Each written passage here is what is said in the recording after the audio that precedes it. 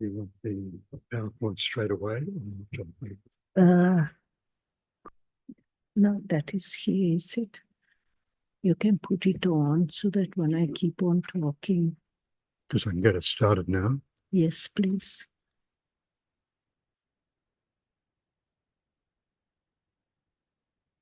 It's all you've got to do. You can.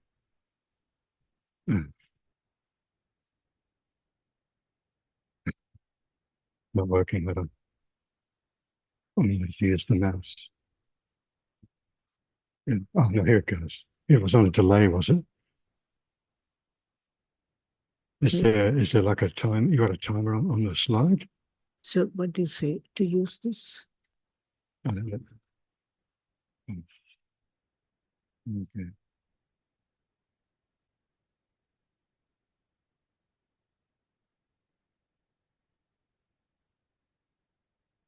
Yeah. Okay. Now it should work. Let's just see. Yeah. Now it's working. So just use the arrow key. Oh, when I want to change. Yeah.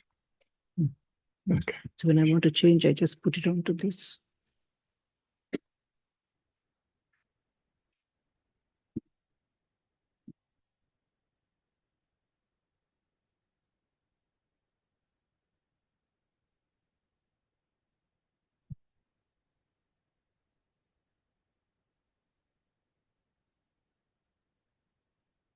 My sincere and humble prayers to Sri Sri Thakur, Sri Sri Ma and Swamiji for their guidance and blessings on this auspicious occasion, so that when I interact with all of you, through their blessings and the opportunity that they have given me, we will be able to interact successfully.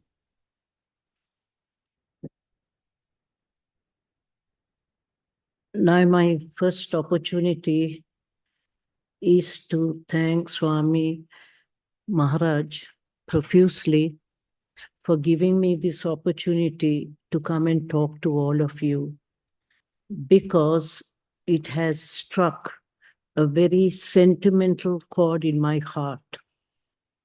I have known Swami Sridharanandaji Maharaj for the last 40 years. Because of him, today I'm in the order of Sardhamat. I was basically educated and brought up from the age of 7 to 19 in UK. So I have basically a Western education. So when I suddenly saw that there were sannyasinis in India who were following the order of the Ramakrishna movement, it was my desire to join the order. But my Gurudev, Swami Gambiranandaji Maharaj, he was then the president, vice president of the order when he gave me initiation. He himself was a little anxious because Sardhamat is extremely conservative. And he didn't think that I will survive the vicissitudes of the order. And discipline of the order is essential to keep the purity of both the organizations. Then it was my guru who requested, we knew him as Sunil Maharaj, asked and gave the responsibility to Sunil Maharaj to look after me. The scoldings I got from Sunil Maharaj were not small, quite a lot, because he said, your British brain has to be converted into an Indian brain. So I struggled and struggled and struggled to convert my British brain into an Indian brain. Once I achieved that purpose, then following which, he told me, now your Indian brain has to be more obedient, but sometimes it is filled up with cow dung.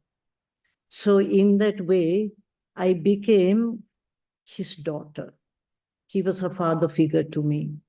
So I would call him my friend, my guardian, and philosopher. I talked to him before I came to, not talk to him, I sent a message to him through Kirit Bhai to come and see him this year. because I come every year to visit him. And fortunately, headquarters gives me that permission to come and see him.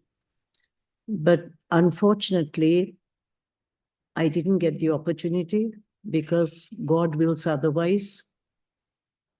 But when I asked him on one occasion, Maharaj, I'm extremely busy with the hospital. It takes me a lot of time, practically 24 hours, to run a hospital in India, which is going from a multi-speciality hospital to a super speciality hospital. And if you will kindly give me permission that when I get opportunities to talk, you kindly give me the permission, because as I told you, he's my guardian and I have to obey him implicitly. So he says, what's wrong with you giving lectures abroad? I said, I don't have the time to study. I'm being very frank with you, Maharaj, I don't have time to study. So he says, no, that is the wrong mental attitude. Is that whenever you get the opportunity to interact with devotees, it is one of your duties. It's not that you're becoming an orator or a speaker. You are there to interact with devotees, to give them some idea of the spiritual life and how it interacts it with the daily life. So that was the reason I never canceled my trip to Australia. I went ahead with whatever Maharaj said. And whatever I have gained from him as regards guidance in the spiritual life, I'm very, very much grateful to him. And the depth of gratitude will never be repaid to him. 40 years of association with him is not a small time. And by God's grace, I'm yet in the order. When I asked him, because it's very conservative, the Sarvamath. So I told him, Maharaj, I'm yet in the order. So he says, it's because of your good samskars. That's what this thing is. I've taught many people, but you managed to absorb it. Then my next opportunity is to thank Mataji, Rivya Pravrajika Alokaprana Mataji, because when I came here, she gave me one or two topics to talk about, and especially Sri Ramakrishna's birthday celebration on the 22nd in Sydney. First, I was in the process of saying no to her. Then I thought, no, I must listen to Maharaj, because after all, he's guiding me. So I couldn't say no to her. Then Adelaide, obviously, there was a little talk in Adelaide. And then on my way back to Singapore, there'll be 2 talks in Singapore. Then I thought to myself, daytime, I don't have the time because there are 4 or 5 meetings continuously going on connected with the hospital. So I used to spend the night, throughout the night, studying to do some presentation. And the PowerPoint presentation is because I do need the help of the PowerPoint to guide me. But to tell you the truth, the topic that I have taken, practical Vedanta, I found out in the end is actually what we actually need. And I'll tell you why. So regarding the talk, I'm going to divide it into 2 aspects. One is a theoretical portion, and the other is the practical portion, where how we can inculcate it into our daily life. Now, in the first portion,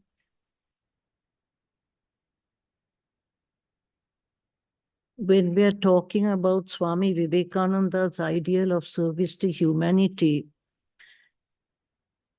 when we look around, like here in Australia, you'll be happy to see that I was actually invited to quite a few houses for food and meeting people.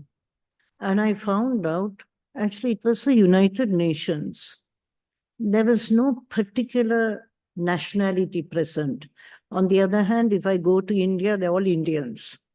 wherever we go. But when I came here to Australia, in the last few days, the places I've gone to, and I just look around the dining room table, and each individual is from a different nation. So when I see it, it is actually practical Vedanta is being carried out here in Australia. So I was actually extremely happy to see it. So when we come to the whole perspective, is what we have found that human suffering, human misery has taken a global perspective. Everything is global. For instance, even you can notice during the COVID pandemic, it was a real pandemic. The whole of the world started getting into a panic because people started dying just like that. In the first period, you will see that India was on a good level because they had the immunization, the vaccine, so they sent it all over the world. On the second time, they took a very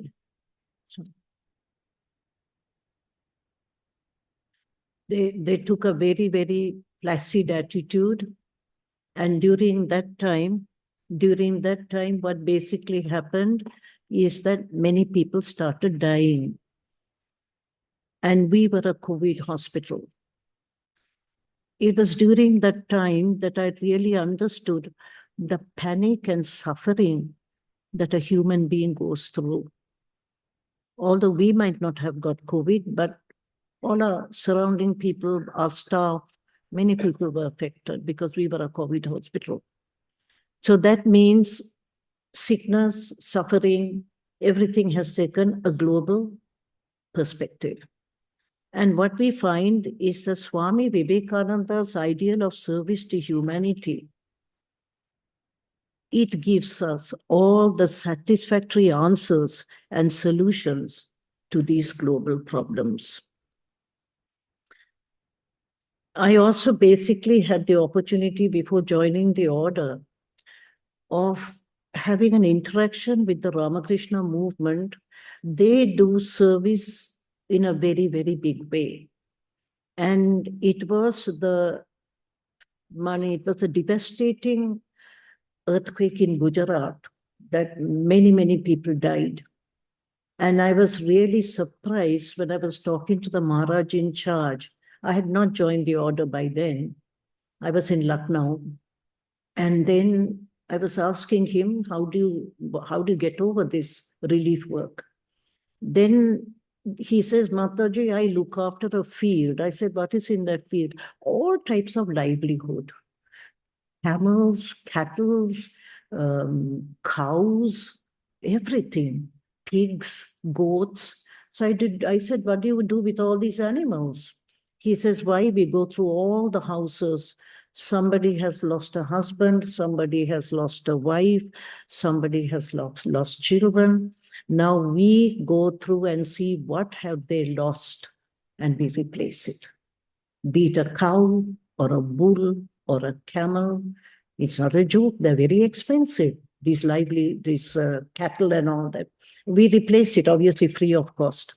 So what they're basically doing is not only helping that family to come back to their original sense of service. Yes, there's a loss of mankind, but to again live the life with self-dignity and self-confidence. It means that the person does not go into poverty, going from place to place, begging for money to get one square meal.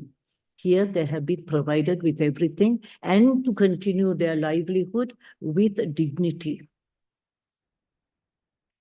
Now you can see in this one is a summary because Sister Nivedita obviously has been very close to Swamiji. She says to him, the workshop, the study, the farmyard, and the field are as true and fit scenes for meeting of God with man as the cell of the monk or the door of the temple. So there's no difference between service of man and worship of God. Actually, Swamiji was here to bring the message into the daily lives of people. And I am requesting all of you, please do not think that because I'm a sadhu and I'm talking about practical Vedanta, it is only cut out for the sadhus. No, it is for you householders. It is for you householders. Why? Because this type, you will find later on when I come to the practical aspect, this was actually practiced by sages, rishis in India, in the caves of the Himalayas, and also in the deep forests where they had no interaction with the public. It was very difficult to approach these rishis of yore. They were in deep meditation, but it was Sri Ramakrishna and through Swamiji that brought this practical Vedanta to the society, so that it is people like you and me who can inculcate the ideals of service of man and worship of God into our daily life, so that we can become better specimens of human beings. And how this can be done is I will very implicitly follow what Swami Vivekananda has guided us. So there is no difference, and I'm talking to you as householders. Actually, there is instead of 4 divisions, as in ancient India, where you get the brahmachari, then you get the householder, then you get the retired person, and then the sannyasin. Now in modern India, you only have the sadhu and the householder. So now the sadhus, you can see in the Ramakrishna movement and the Ramakrishna Sabda Mission and other movements also, they interact very, very closely with the society in many, many aspects, cultural, education, relief, and all that. So you yourselves can go to the Maharajas, to the sannyasinis, and sort out your daily problems and make sure that you spiritualize these problems. Now, regarding when you go back into the history, and I'm talking about Swami Vivekananda, but the actual person whose messenger he is Sri Ramakrishna Paramahamsa. Now, Sri Ramakrishna Paramahamsa, if you study the history of the world, you will find in Krishna's Bhagavad Gita, chapter 4, that whenever adharma prevails and dharma has to be inculcated into society, an incarnation is born. Just to bring up the dharma, that is, they come here to help humanity. There are many incarnations. There's not a dearth of incarnations. You can see Buddha, there's Jesus, Chaitanya Dev, Shankaracharya. There's no dearth, Muhammad, there's no dearth of incarnations.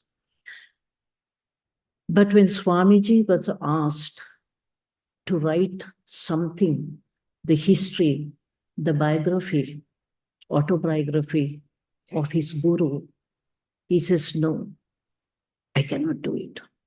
I don't find myself capable enough to write a biography of Sri Ramakrishna Paramahamsa.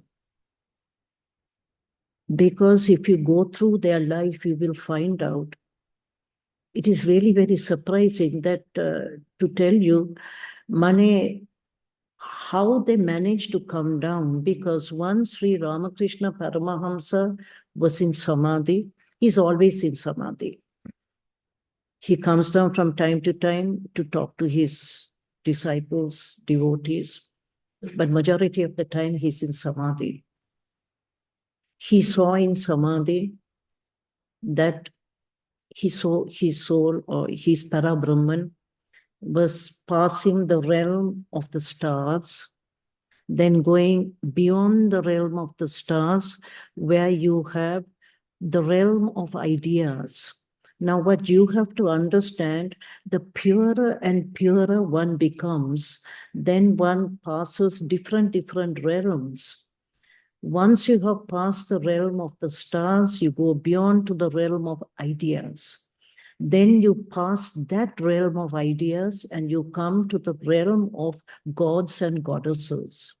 Sri Ramakrishna said he passed the realms of gods and goddesses. Then he came to a very bright division between the relative existence and the subtle existence. That is the difference between the relative and the absolute. Once he entered the absolute realm, he actually saw 7 rishis in deep meditation. Sri Ramakrishna thought these 7 rishis must have bypassed humans and the gods in purity, dedication, humility, sincerity, everything that is noble in a person. As he was thinking of this, he saw a small child come and gently putting his hands on one of the rishis and telling him, "You have to come down. You have to come down with me." Later on, when Sri Ramakrishna met Swami Vivekananda, he knew, and it was only a portion of that venerable sage came down to earth in the form of Swami Vivekananda. And later on, the disciples and devotees asked Sri Ramakrishna, who was that divine child? And he says, that was me. So you can imagine what we have got. We have really got very, very highly pure souls that have come here to help us to regain our own divine heritage.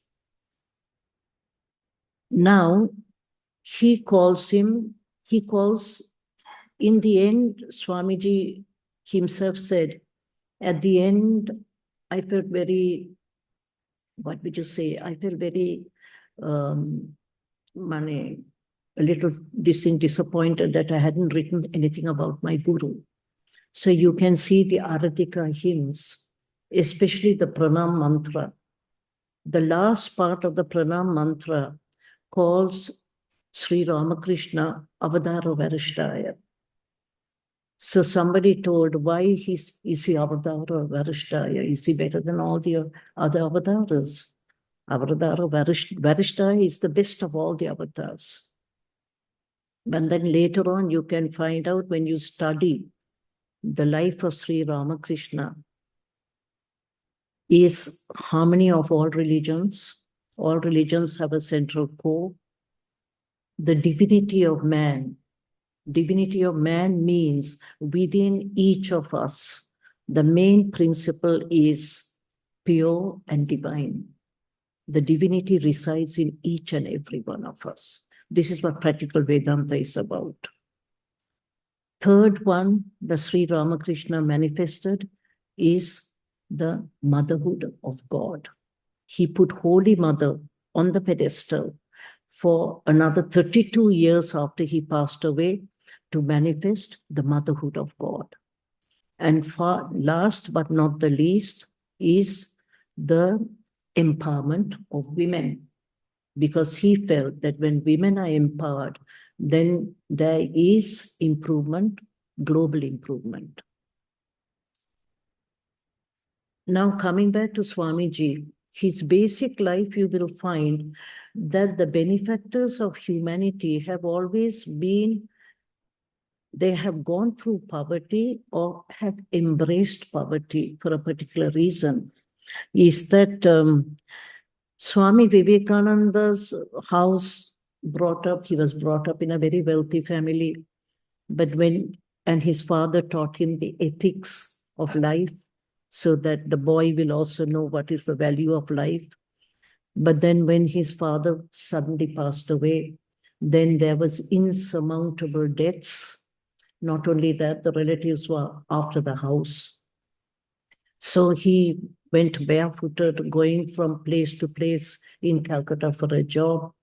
It was at that moment he realized that sympathy and help for the poor, the destitute, was a rare quality in the world.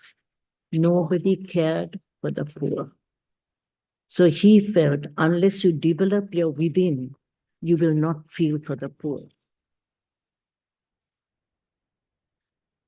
At this period was the colonial period in India. So many people were enhanced and impressed by the Western education. And many of the youngsters also, they were very keen to take on the Western mode of education. So all the Hindu ideologies from the Vedas, that is 5,000 years old of tradition, the oldest, I won't call it a religion, are the Vedas. They are the oldest scriptures in the world, 5,000 years old. And they are actually principles, they're discoveries of the rishis. Now, all this was regarded as superstition, and the Western education was regarded as the ideal because it was the height of materialism. At this time, Swamiji, also highly educated in the Western and Eastern philosophy, he was looking around for somebody who can guide him. He wanted to know, is there an existence of a God or is it all a myth? So he went to Devendranath Tagore. He also was a highly evolved soul, and he asked him, existence of God, nothing could be said. Then he joined the Brahmo Samaj. If, for instance, if they can guide many young, educated Indians, young boys were joining the Brahmo Samaj. And at that time, it was Hastings, the headmaster of the Scottish Church, who told him there is a sadhu in Dakshineshwar. And it was he who guided him to Ramakrishna Paramahamsa in Dakshineshwar. Then when he goes the first day, Swami Vivekananda he doesn't waste much time. He goes to the point. Then he goes to Sri Ramakrishna. He looks very ordinary. Nothing fantastic with Gerua and all that. Then he goes up to him and asks the perennial question, have you seen God? Does he exist? Now, this was the first time in all his searching that Sri Ramakrishna told him, yes, I have seen God, but more clearly than I see you. Now, this was the first conviction and realization the Swamiji got that God exists. It is not a mystical or imagination.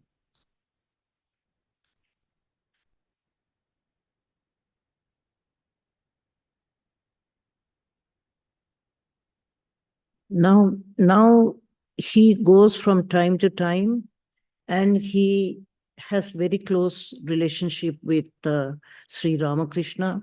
And Sri Ramakrishna, there are 3 or 4 times where he has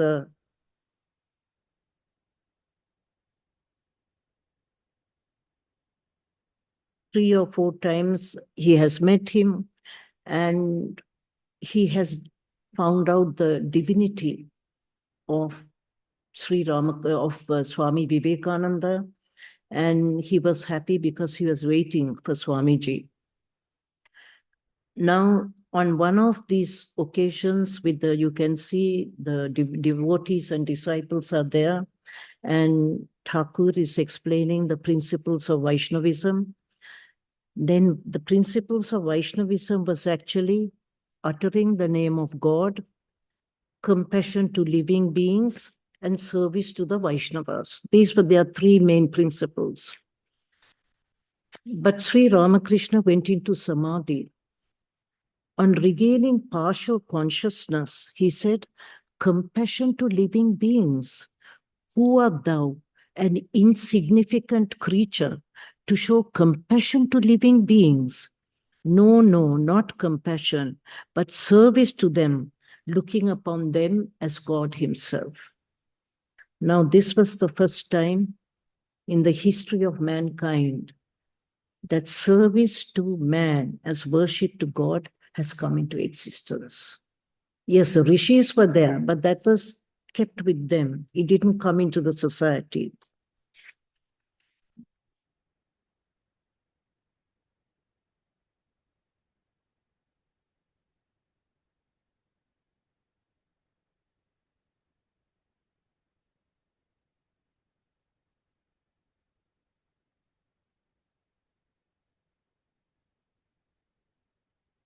Actually, Narendranath realized that the new gospel for the regeneration of mankind was this service of mankind as worship to God. He got the opportunity to go to Chicago for the Parliament of Religions. And it was there that he proclaimed to the whole world this new philosophy. New philosophy, man, it was a philosophy that was already present, but not actually, it was not come as a message globally. When he proclaimed it, many people were surprised because in Chicago, he called it Sisters and Brothers of America. Now, you might wonder, the Americans also have got their very, very, what would you say, their own stubborn ideas or their own idealistic ideas. So how is it that the whole group, so many people in that Parliament of Religions, they got up soon as they heard the word Sisters and Brothers of America, they got and applauded him for at least 10 to 15 minutes. Why? He had struck the unity of all existence. He appealed to the divinity that was present in every human being. So they responded, the divinity responded to the divinity. That's what all of them got up, because he had approached the divine in man. That was the why, that is, the divinity in man was approached.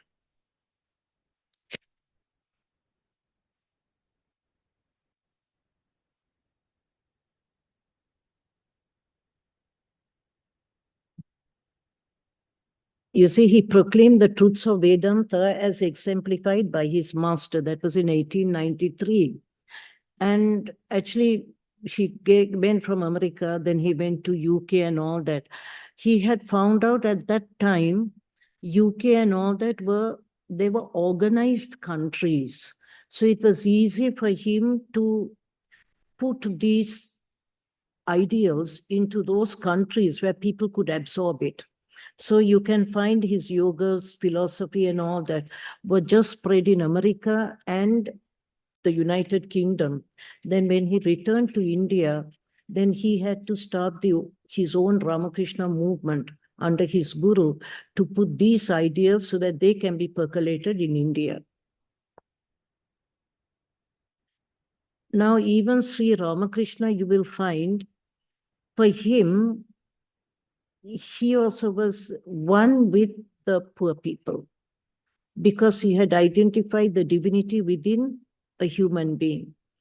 So when he was going on a pilgrimage with Mathranath Vishwas, a rich devotee, then Sri Ramakrishna met famished people in a drought-hit area. These are Santals. Then Mathranath, and he told Mathranath, I'm not going to Kashi. You kindly you allow me to feed these people. Mathranath, a very rich devotee, he begged him, it's going to be very costly. You kindly, please don't do this. Let us go on to Kashi. He says, no. Then he sat down with all the beggars and he says, I'm not moving from here till each one is fed, given some oil and given a cloth. So he had this one from Calcutta, everything was ordered. Then all these people were given their food and the requisites. Then they continued their trip to Kashi.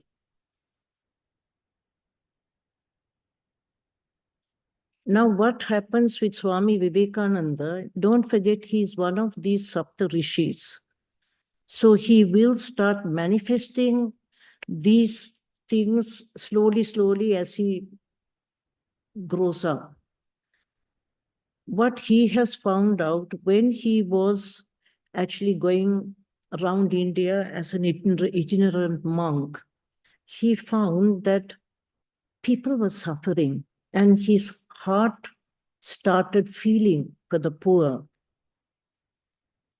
And what is very surprising, they have realized there is a cosmic power that rules all of us. Otherwise, it's not possible for any of us to say what happens the next moment. None of us can predict. We go on with the flow of life as life flows on. But we do not predict what is the next moment, what is going to happen, you don't know. Now, there is a heart which is true. There is a heart which watches over the whole universe, over all mankind. This is what is called the mother of the universe.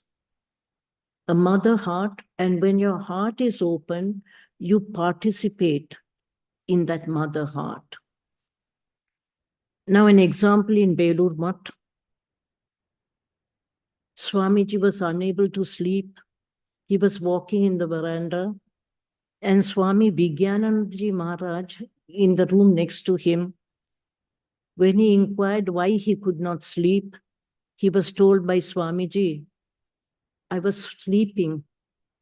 All of a sudden, I felt a terrible shock in my heart. I felt that somewhere there has been a great tragedy and thousands of people have died. The next day, it was found that there was an earthquake near Fiji, had killed many people. So you see the response, because they have identified themselves with it is the unity of existence. Swamiji's heart was indeed more responsive and sensitive to human miseries than a seismograph. He could not resist shedding tears when hearing about the suffering of the downtrodden people. Then he told to Swami Turiyanandaji, just before he left to America, my heart has expanded very much. I have learned to feel. Believe me, I feel intensely indeed.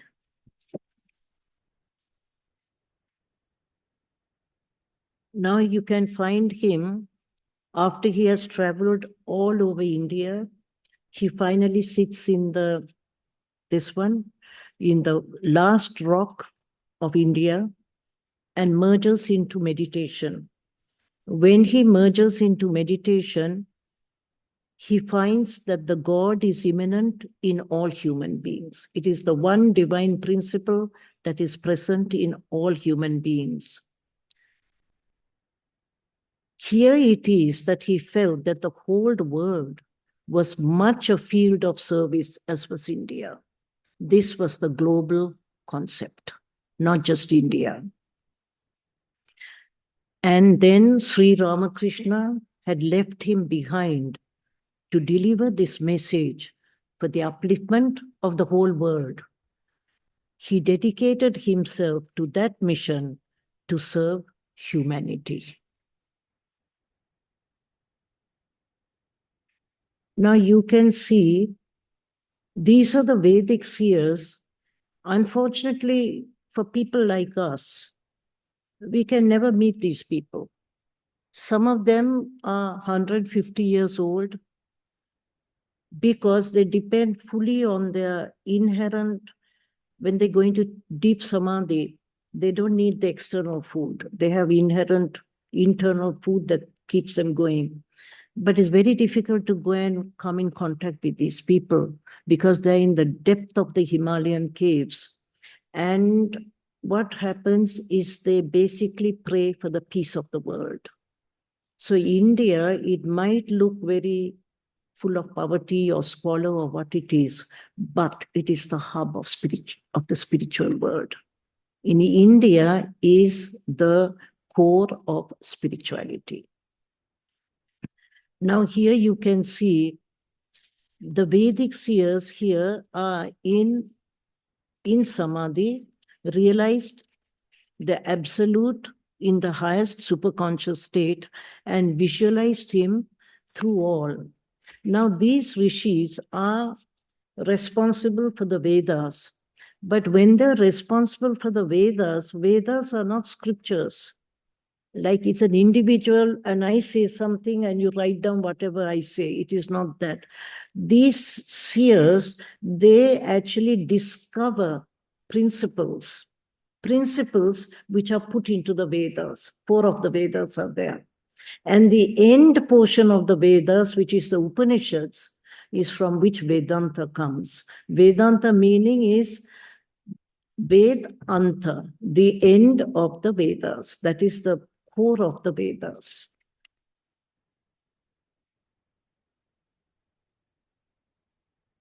Now, what Swamiji emphasizes is that within each and every one of us, it is not a myth.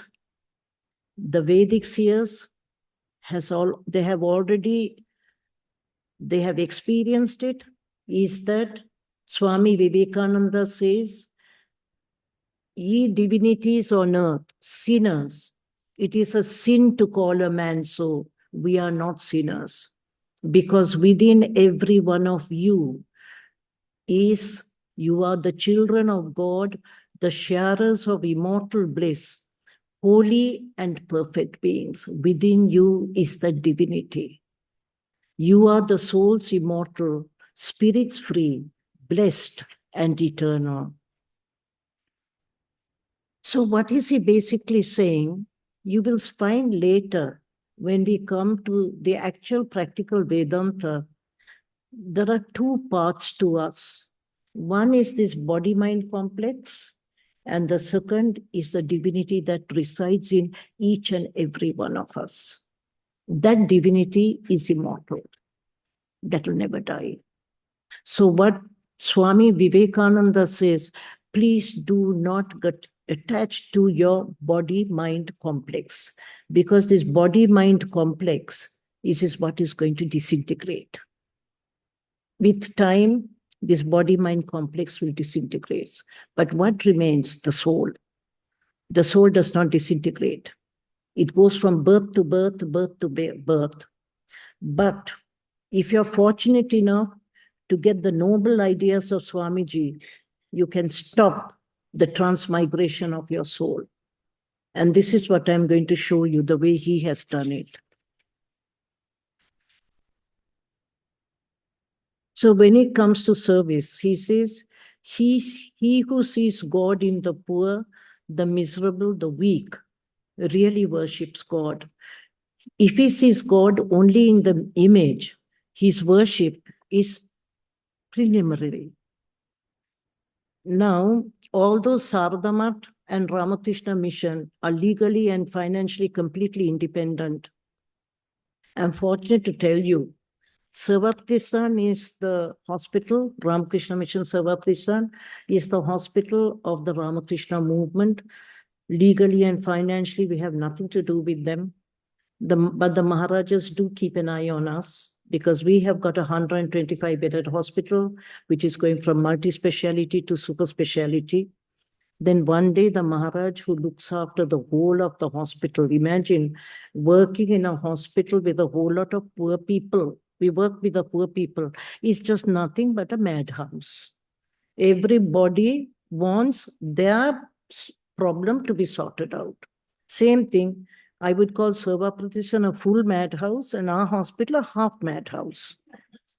So then when I was talking to this Maharaj, then Maharaj told me, why do you want to go on a pilgrimage? I thought, my goodness, we would love to go on a pilgrimage. I love to go to see that new temple in Kashi.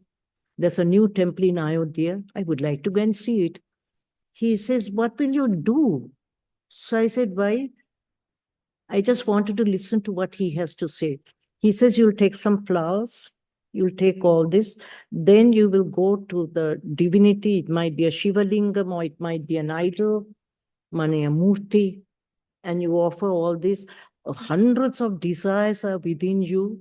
All will be poured out at the shrine. Then when you get up and leave, you have forgotten everything. The worldly thing just hangs outside and it comes and falls on you. Yes, these are all my problems.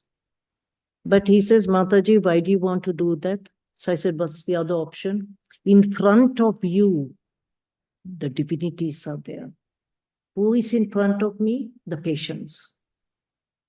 The divinities are all in front of you. You serve them. They will give you the answer. They will give you the answer. And some of them are very irritable. My goodness.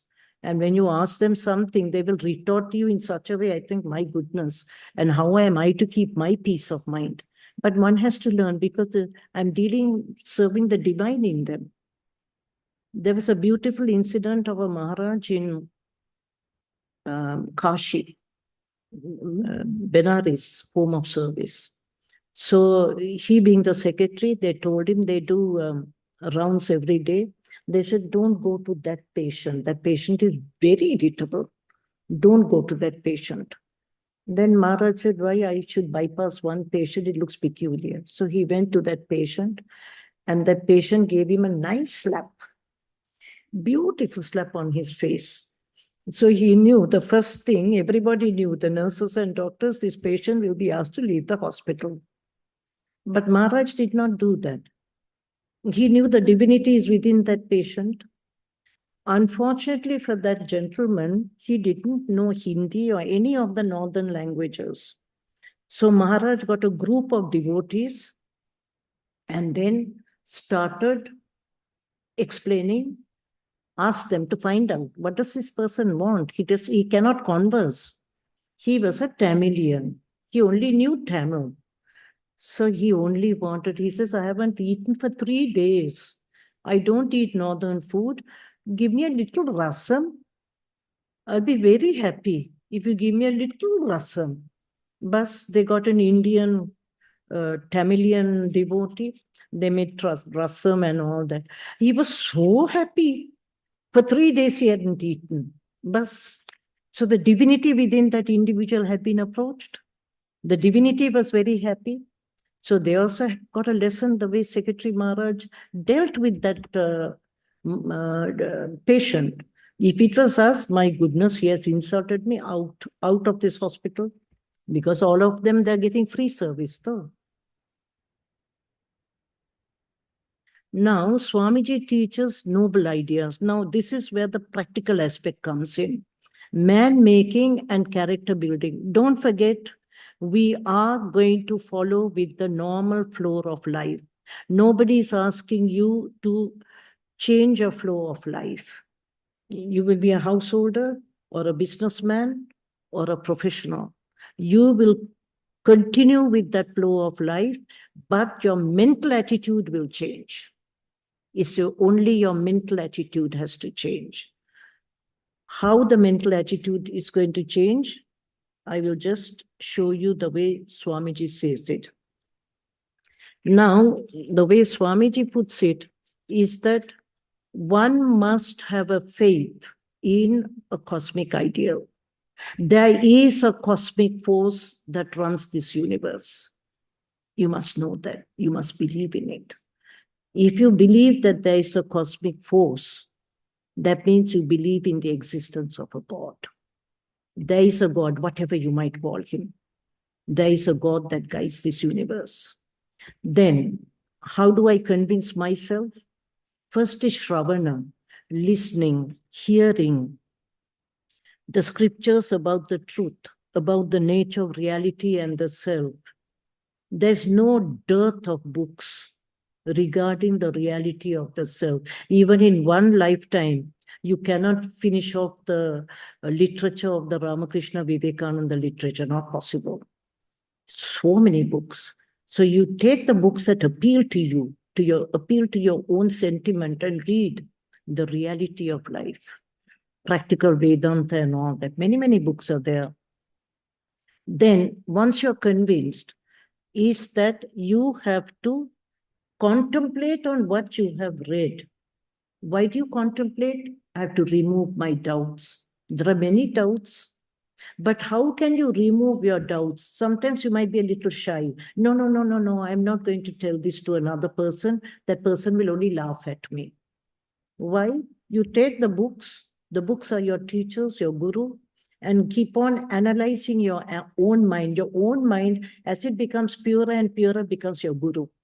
It guides you. So contemplating and removing, contemplating, reflecting on it removes our doubts. The last is nididhyasana, deep sustained meditation, assimilation to internalize it as a direct experience. Now, as a direct experience, is that what we want to know is that I have to believe, yes, there is divinity within me. The Atman resides within me, and that same Atman resides in all of you. If I don't believe in that, if I see her in front, I will think, my goodness, she's a very irritable woman. Because I see your body-mind complex. I don't go beyond your body-mind complex to see the divinity within you. Then I will know. Doesn't matter what she says. She shouts at me, slaps me, or screams at me. It doesn't matter. I'm approaching her divinity. In that way, she gains physically and mentally, and I gain spiritually. That's why Swamiji said, the giver and the receiver. The receiver will stand up and the giver will kneel down, because the giver is also gaining. Now, one thing, one must develop a strong personality. A strong personality is very, very, very important. Why? Now, personality has got 4 aspects, as Swamiji says: rationality, emotionality, ingenuity, and willpower.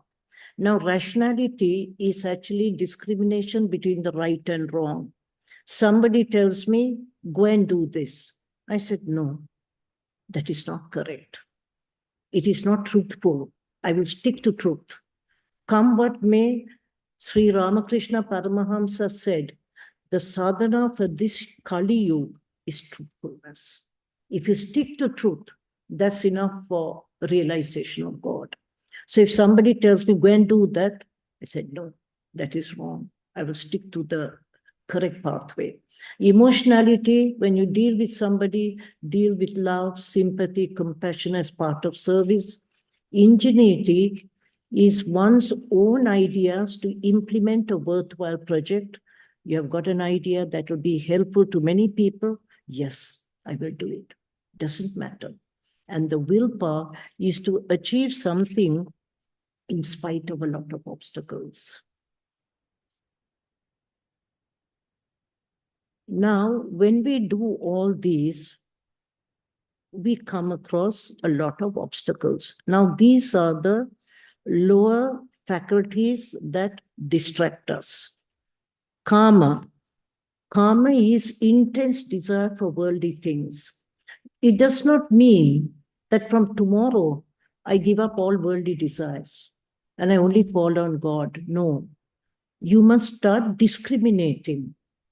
This worldly desire, yes, is going to help me to go towards God. So I will take that. Even if you're fashionable or you want certain luxuries, it doesn't mean, what did Buddha say? Follow the middle path. He didn't say you keep on starving and starving and starving till you become skin and bones. You'll never realize God. So all of us need some certain comfort. So we can meditate, we can read, we can call on God. So even your desires must be tuned to that one, this thing, how do I realize God? Krodha, anger. When you get anger and all that, anger against somebody else, then what you should do is divert the anger. This is where your mental capacity has to be coordinated. I get angry with somebody. I direct that anger towards myself, because you're failing to live up to your own ideal of being a better specimen of a human being. If I'm jealous of somebody, I'm jealous. Why? But that person has evolved more than me. Why I cannot do it? So everything is against, I am creating my own problems. So how do I get over these problems? Then Swamiji himself He did the 4 yogas, that is jnana, bhakti, karma, and raja. You can see the personality is involved in all these. Jnana is rationality, bhakti is emotionality, karma is ingenuity, raja yoga is control of the mind, concentration. Now, combination of the 4 yogas helps one to become one with the divine. And I'm surprised when I go for a round to see the patients, actually without my knowledge, and even Maharaj, Swami Sridharanandaji Maharaj, he told me all these 4 yogas are combined in that one service. When I go to serve a patient, I use my rationality. What is the best for that patient? How should that patient be treated? Which medicine should be given? Then I come to Bhakti Yoga. It's not, I just keep on shouting at the patient, you must take this medicine on that. It is with a sense of sympathy, with a sense of appeal. That patient, 70% of the interaction with the patient is success. The patient will listen to you. Karma Yoga is ingenuity. The person like that Maharaj, he thought for himself, how can I bring this person out of the depth of misery he has gone to? And Raja Yoga is control of the mind, concentration. One has to concentrate. What is the best I can do to improve my patient?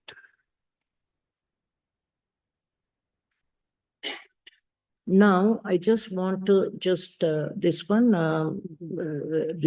recall Sri Shankaracharya says, a human birth, a desire for liberation, and the guidance of a spiritually enlightened person are the 3 rare blessings in a human life. All of you must realize this human birth is extremely precious. Don't waste it. Because once you waste it, what is going to happen to you with reincarnation, you really don't know. Even if you think I'm very old, I've only got a few years in my life, it doesn't matter, start now. And you will find, depending on the intensity from within, we call it baculata. If you're very intense from inside, things will start moving.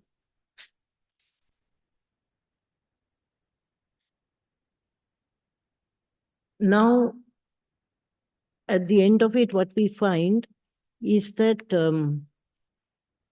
you have known practice of the presence of God by Brother Lawrence. All the religions say the same thing, is how to manifest the divinity within us. This is what we are trying to do, is that you live in God all the time, with God all the time, for the sake of serving the divine in every moment of your life. That also happens by the grace of God. Now, in front of me is Swami Sridharanandaji Maharaj and his guru. Now, Maharaj told me a very interesting incident to me, because as I told you, he's my guardian. So he said, he was talking about his guru. Then he told me once, those days the mobile was not there. So when there was Durga Puja and all that, he being the president of the order, then huge number of greetings used to come for Durga Puja. So he asked his secretary, this one, Bimal Maharaj was his secretary. And he asked him after 2 days, have you replied all the greetings that have come? Then Bimal Maharaj very, very pleasantly told him, Maharaj, you have to realize you're the global president. You're the president of the whole world. And there are enough of greetings coming from all over the world. So 2 days transpired. Another 2 days came. Then Vivekananda Maharaj asked him, have you finished? Then this time Bimal Maharaj got a little annoyed. He says, Maharaj, you don't understand. Day and night I'm writing the replies. And it's not possible to finish off all this. Then a typical Bengali phrase, he says, Ashajja. Ascharya Bimal, I cannot understand your way of thinking. So then he was getting a little annoyed, Bimal Maharaj, because he thought this Maharaj doesn't do anything. He doesn't understand what hell we go through. So he said, you know, I am the president of the order. Out of 10 parts of my brain, only 1/10 of my brain is used to run the Ramakrishna order. 9/10 of my brain is with Thakur. It's possible for all of us to do that. And to tell you, I am also trying my best. Because when I told, he's actually like my Upaguru, I told him, he used to ask me, how are you doing with the practice of the presence of God? So I used to tell him, Maharaj, I'm trying. He says, you're trying. Yet you're trying. Because it's not easy. Mani, in every aspect of your work, you have to see the divinity. That's what they say, you live in God all the time. You're with God all the time for the sake of serving the divine in every moment. Because every time I'm serving you, I'm serving the divine in you. That also happens by the grace of God. But how do you get the grace of God? By prayer. You have to sincerely pray to God and tell him, you please help me. I'm insignificant, I have got nothing. You please guide me so that at least I can always think of you and serve you in the correct mental attitude.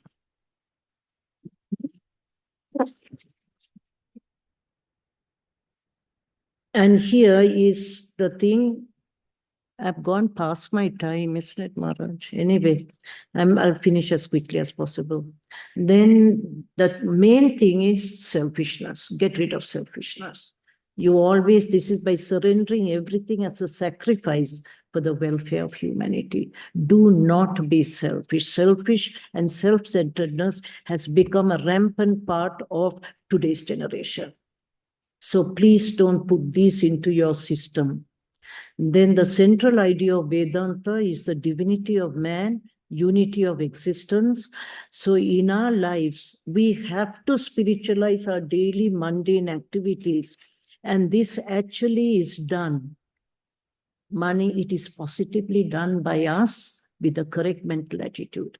Each and every one of you has to struggle. If you struggle because somebody else realized God does not mean that you cannot realize God. You can realize God. Every one of us can realize God. The practical Vedanta of Swamiji actually is that here you can see the contribution. What Swamiji says is that the world will understand why Sri Ramakrishna and Swami Vivekananda came.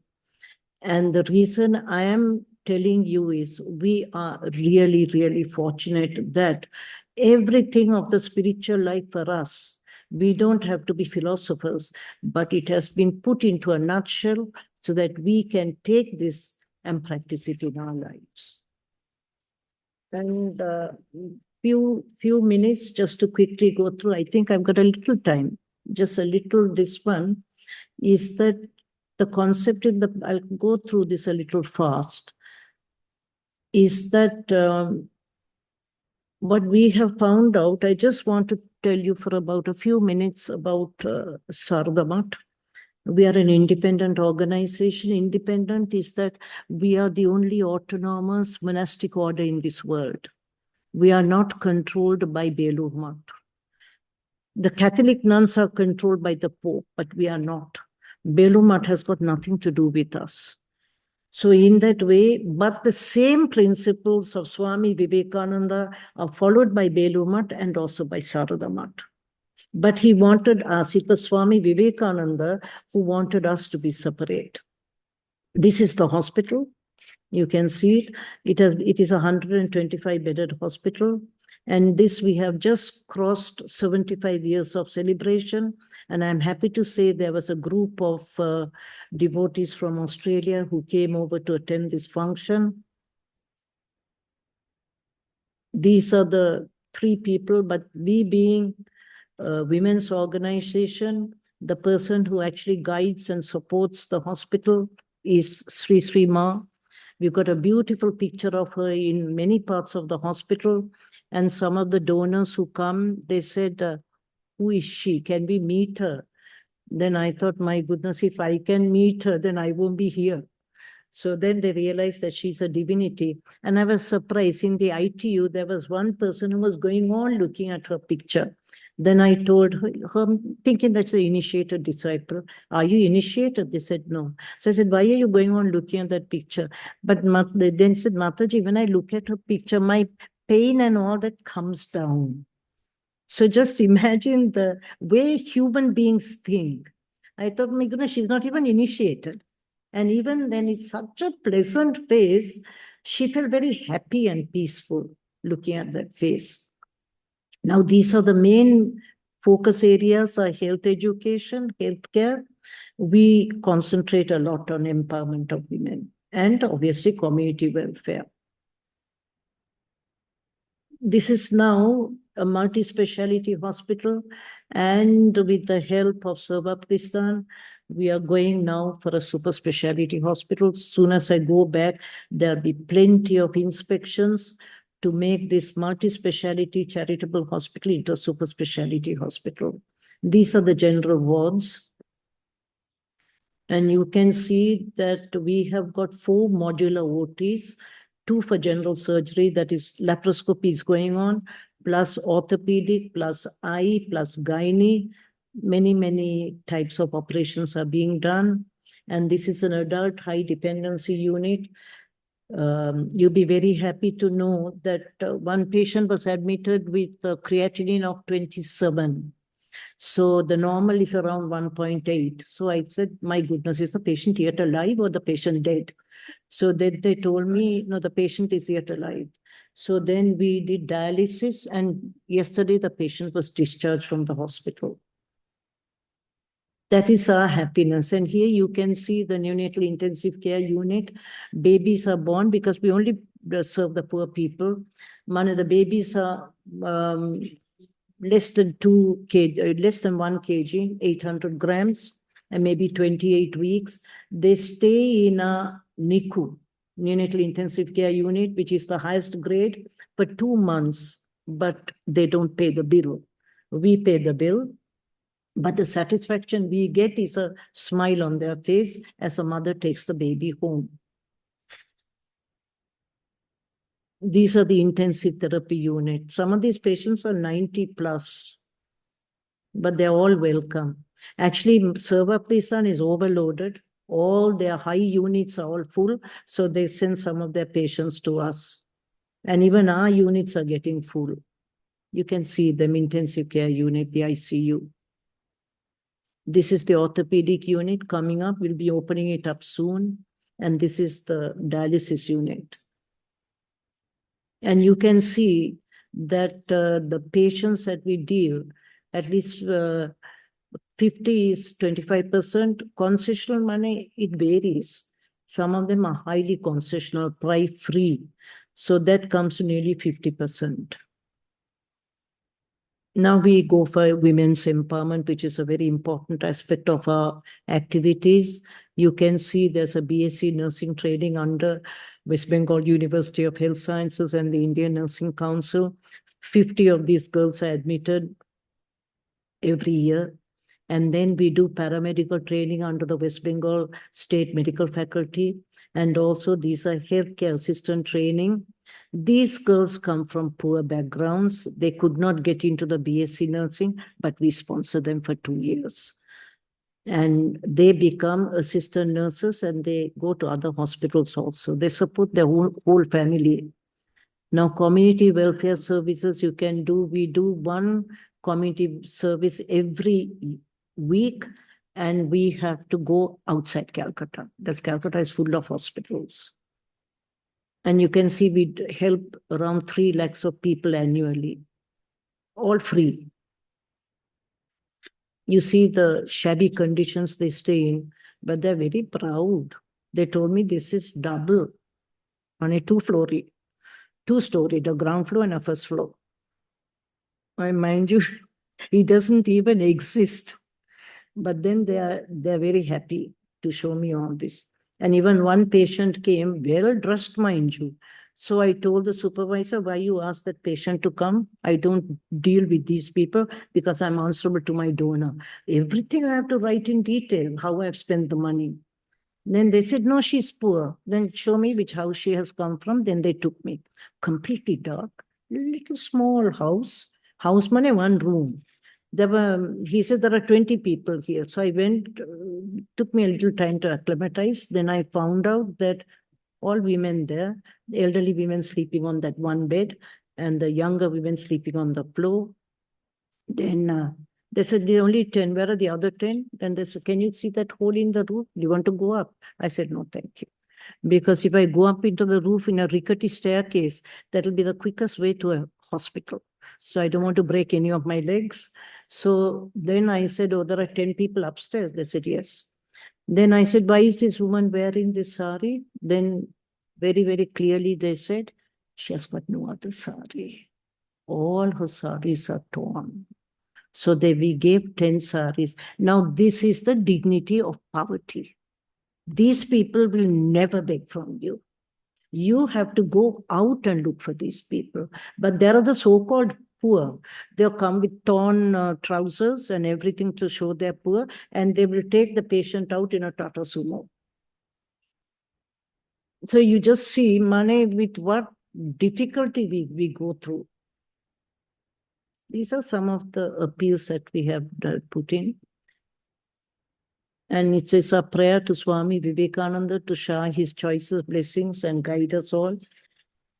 And my prayer to Swamiji and also to Thakur is that, and to Sri Sri Ma, that we will from today onwards practice the presence of God, that is practical Vedanta. Thank you.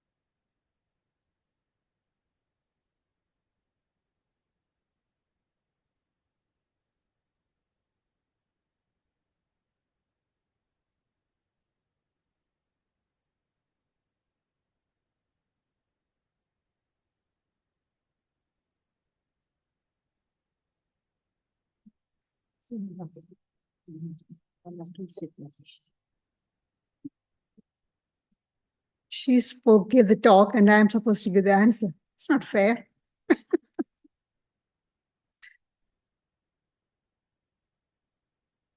We will be having a question answer session. If anybody wants to ask any question, you can ask.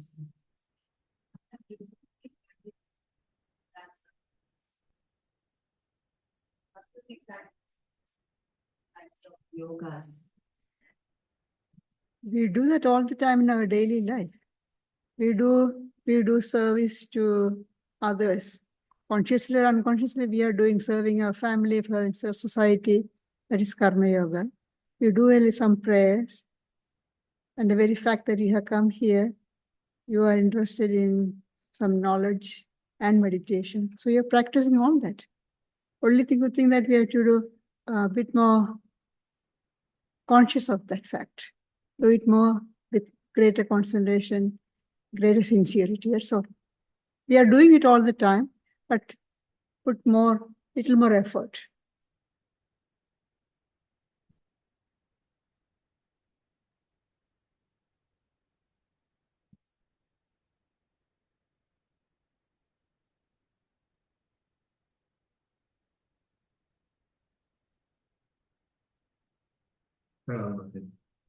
You showed us some great work on service to humanity in the hospital. The disadvantaged in Australia have a very different form. We don't have 20 people living in one house and those kind of problems. But that doesn't mean there are no problems. So the underlying human condition is the same everywhere. So that's why, if I may ask you, how should one look for disadvantage in an affluent society, and how should one look to do service to humanity in context of the Australian situation? Yes. Actually, regarding Australian condition, what I'm telling is that, as you said very correctly,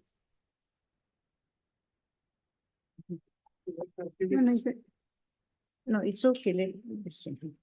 As you said very correctly, thank you, Maharaj.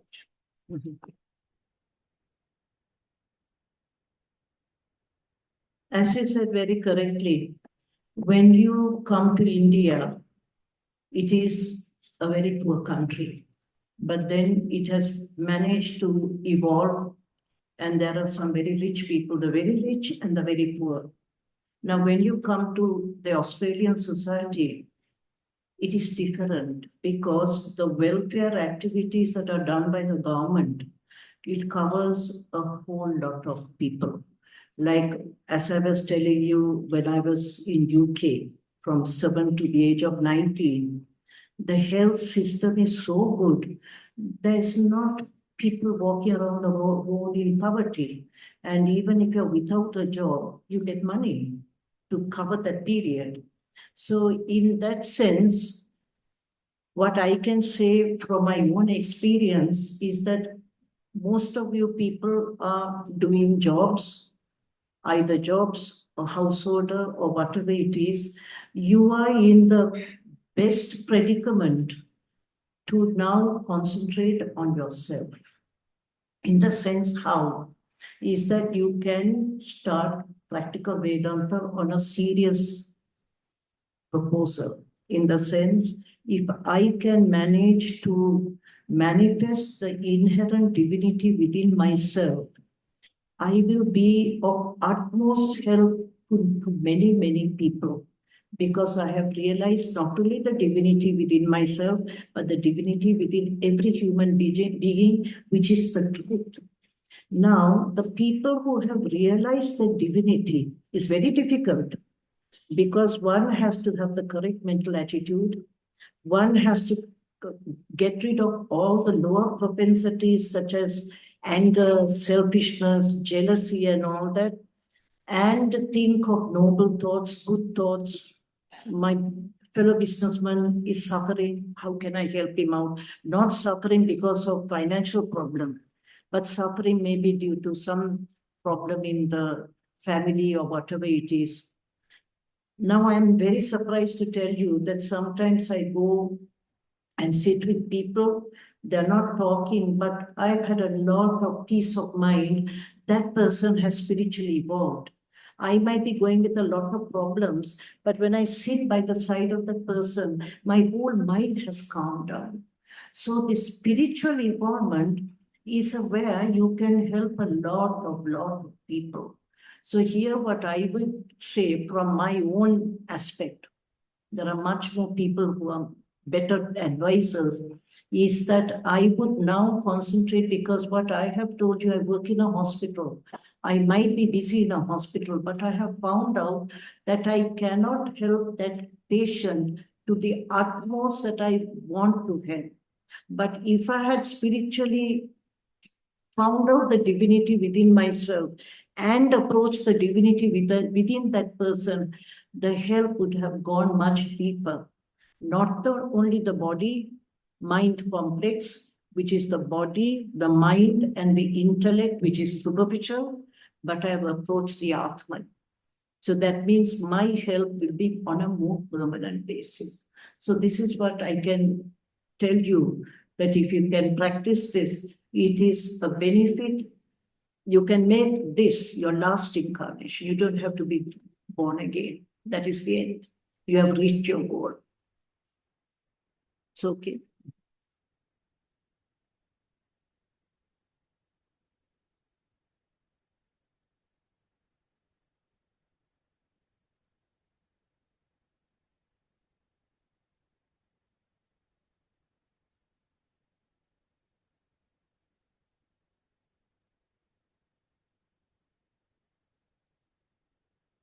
This running the hospital is a lot of expense.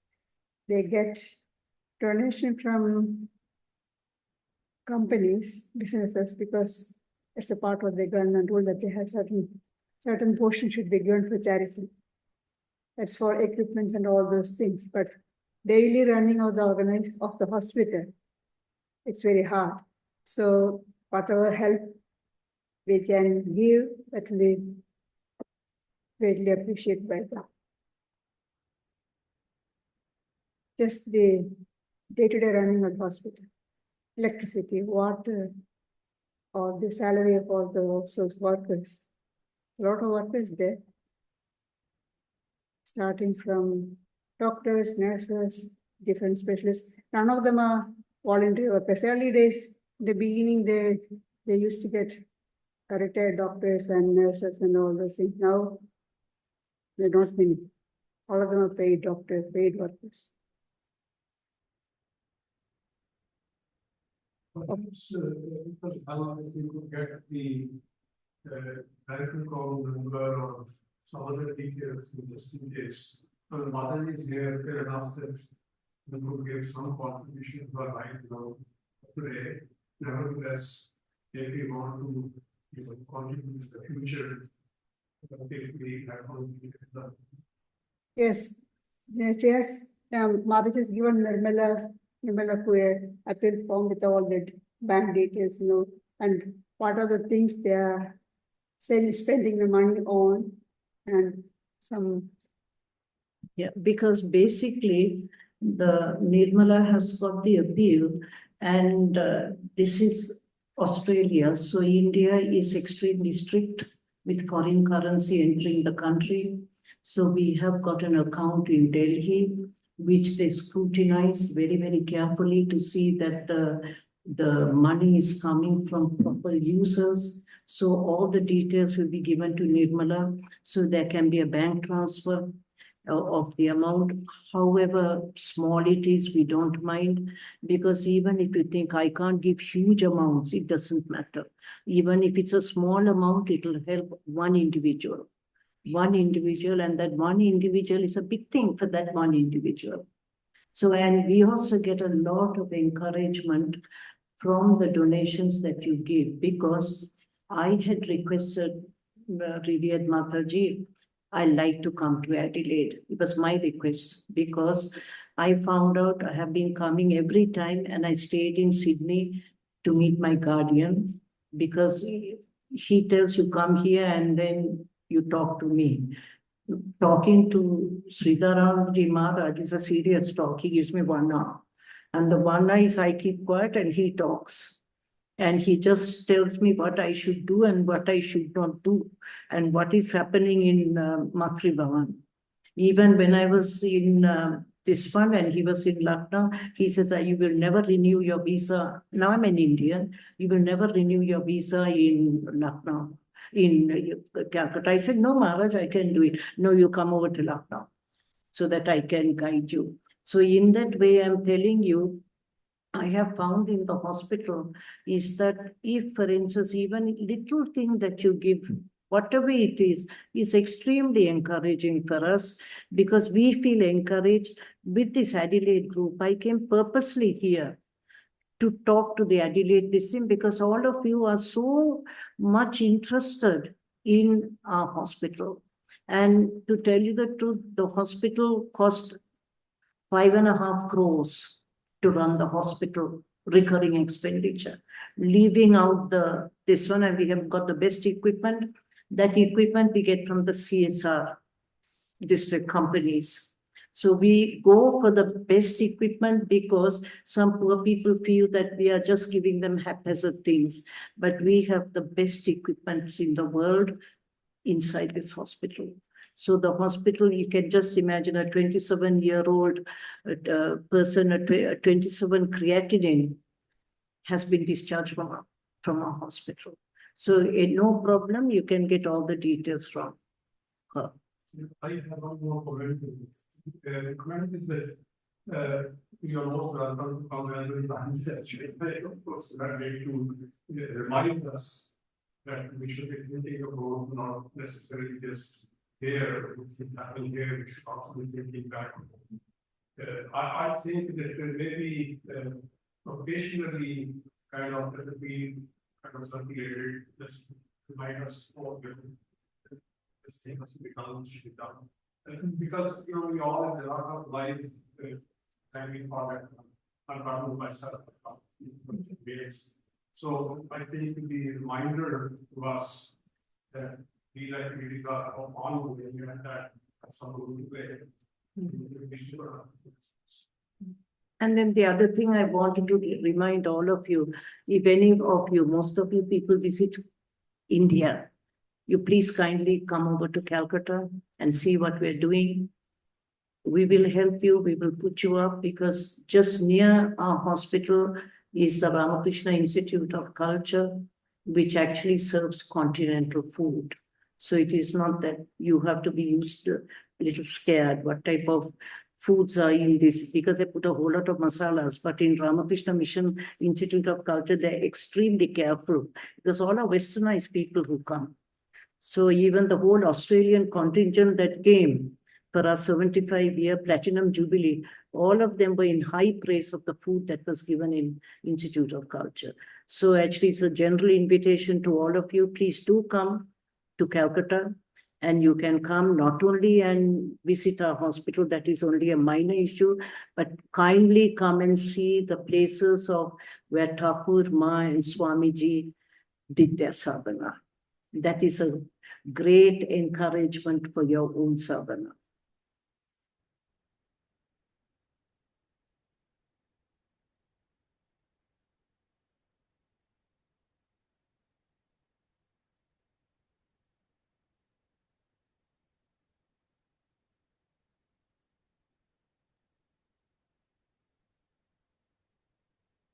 We have Mataji